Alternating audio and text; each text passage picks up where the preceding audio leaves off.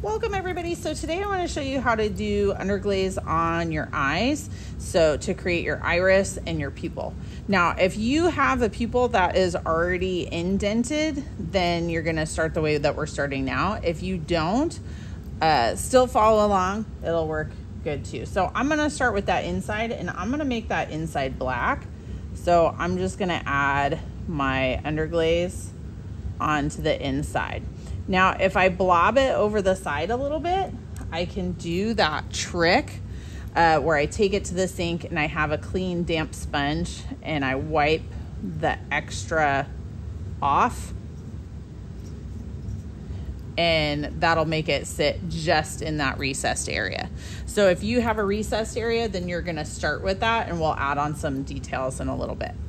Now, if you don't have that, then what I like to do is I like to decide what my eyeball is gonna look like, okay? So this, you can see I have an eyelid here and I have an eyelid here. So I already know that my basic eye shape is like this, right?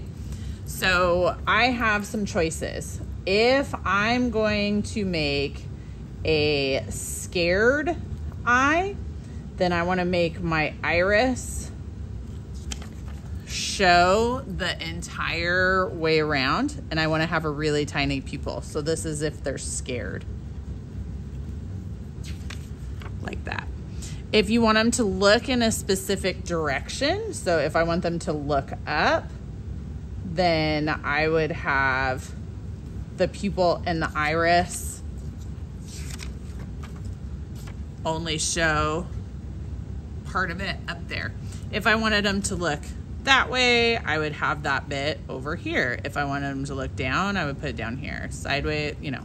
So you're just gonna, whichever direction they are looking, that's the side that you're gonna see part of the iris, okay? So this one's a direction. If you just want neutral, then you want the top and the bottom, the top and the bottom of the iris to be covered up a little bit. And then depending on what size your pupil is, will determine whether there's somebody you kind of want to like or not like. So if you make a really big pupil, you're probably going to like them. If you make a really tiny pupil, then you're probably not going to like them. This is also the time when you can decide, you know, do you want to make something that looks more like a cat eye? What do you want it to look like?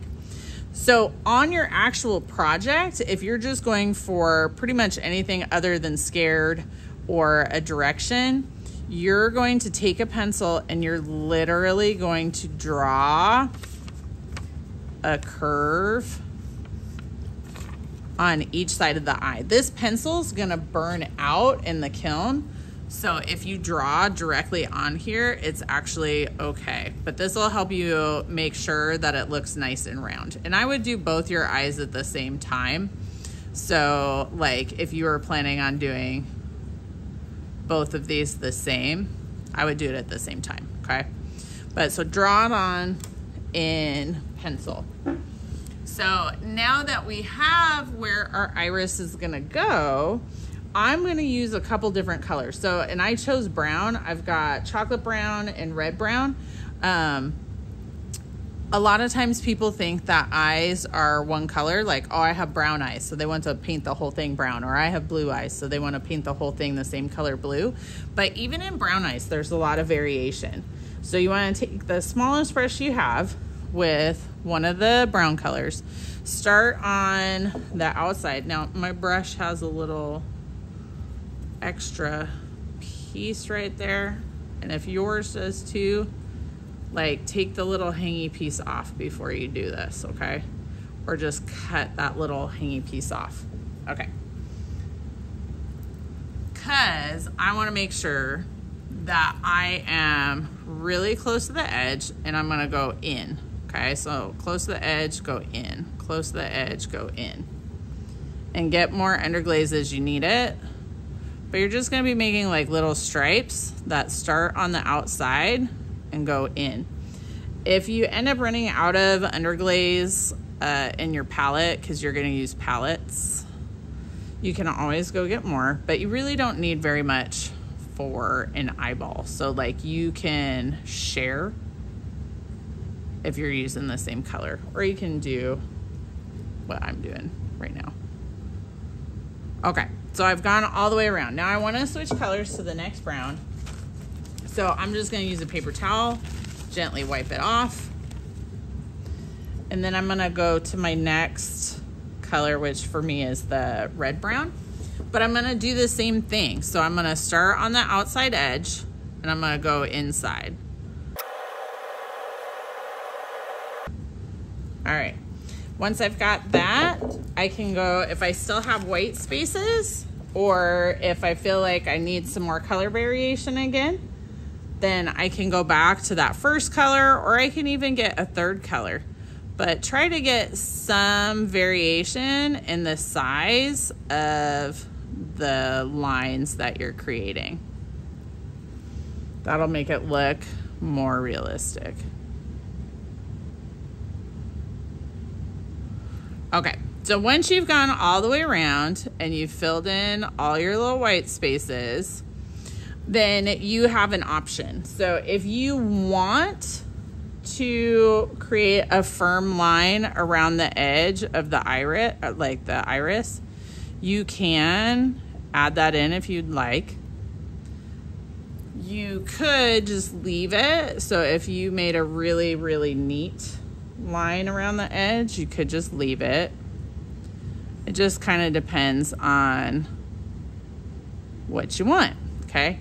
So once I have that, now like I did the iris at the beginning, or the pupil at the beginning, because mine is inset.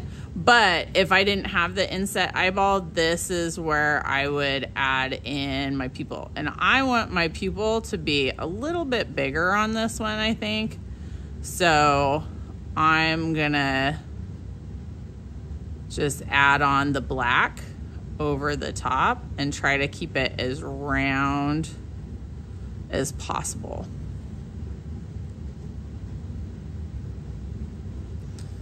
All right. Now, if you want to go for the super anime shine in the eye, like if you're okay with just putting clear glaze on there and letting the light do the shine for you, totally fine. But if you're like, no, I really